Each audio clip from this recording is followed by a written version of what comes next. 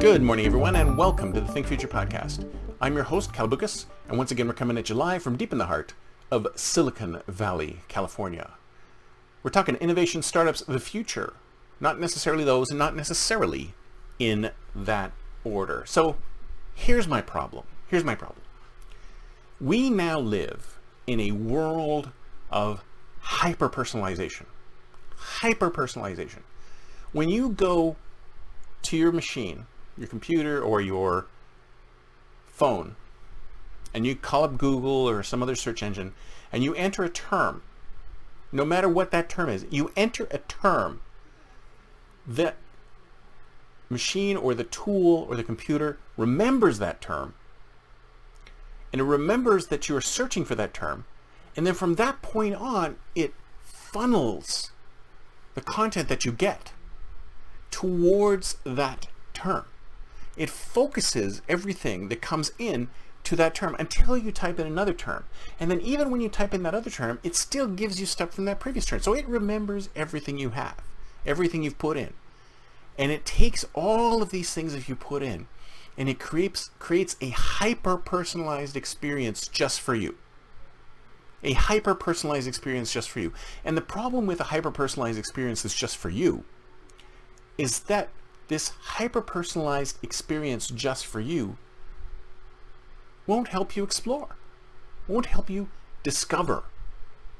You know, there's a big difference between discovery and exploration, okay?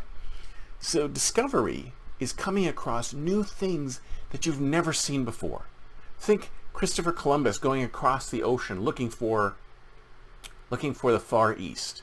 He didn't find the Far East, he found a land, a completely new land the Europeans had never seen before. That is discovery. Discovery is coming across strange new worlds, new people, new life. You know what I'm saying? Discovery is seeing something completely new and completely different. Now, discovery to the human race is a little more difficult because there's much of the world has been mapped. Much of the peoples have been mapped. We know a lot about humanity. We know a lot about planet Earth. We know a lot of everything. We've done a lot of discovery all over the planet. So most of the planet is discovered, right? Most of the planet is discovered. But you personally, as an individual human being, don't know everything about everything. So when you come across a new piece of information, then you are discovering it. And when you discover a brand new piece of information, then your mind expands, your neurons fire, and you can create innovative new ideas by mashing up those new things with the things you already know. But the problem is that we do not live in that kind of world anymore. We used to live in that kind of world. We used to live in that kind of world where we could get the ability to see a random new discovery of some bit of information that we've never seen before presented to us, because we didn't have as effective algorithms today to hyper-personalize the search, to funnel the search down into the little bubbles that we live in today. And I think that's part of the general malaise that we all have now, is that we all live in these little filter bubbles. And sometimes the filter bubbles overlap with other people's filter bubbles, and we can say, oh, we're part of this community because we're part of filter bubbles that happen to overlap. Just imagine a Venn diagram. You know, you have a friend here, friend here. Everyone has a little bubble, and some of the bubbles overlap and some of the bubbles don't overlap. But the problem is that if your bubble is over here and there's another bubble over here, far, far away, this bubble will never overlap. So this person has discovered will never be discovered by you, because the algorithms are focusing on your hyper-personalized feed and your hyper-personalized results. You're never going to get a random result which can help you to discover new things.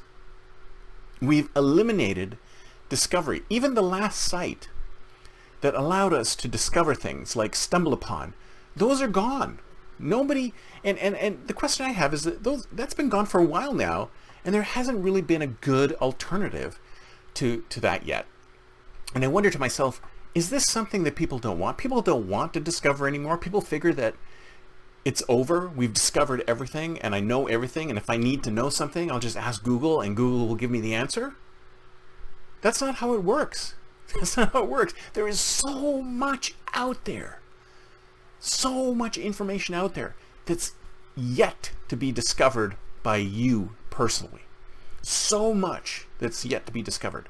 And all we need to do is we need to build that engine of discovery again. It doesn't have to be like stumble upon, but we need to build an engine of discovery as opposed to an engine of exploration. Because exploration, and I didn't define it earlier, but exploration is going to something and just exploring, right? So discovering is seeing a new planet you've never seen before. Exploration is going to the planet and wandering about the planet. The planet's there, you know what you're exploring, but when you get there, you may discover other things. But the concept of exploration is just browsing around the internet. So right now, we do not have an internet discovery engine. And we need to build that because we're all getting lost in our little filter bubbles. And no matter what tools we use, we're still getting stuck in this loop of hyper-personalization.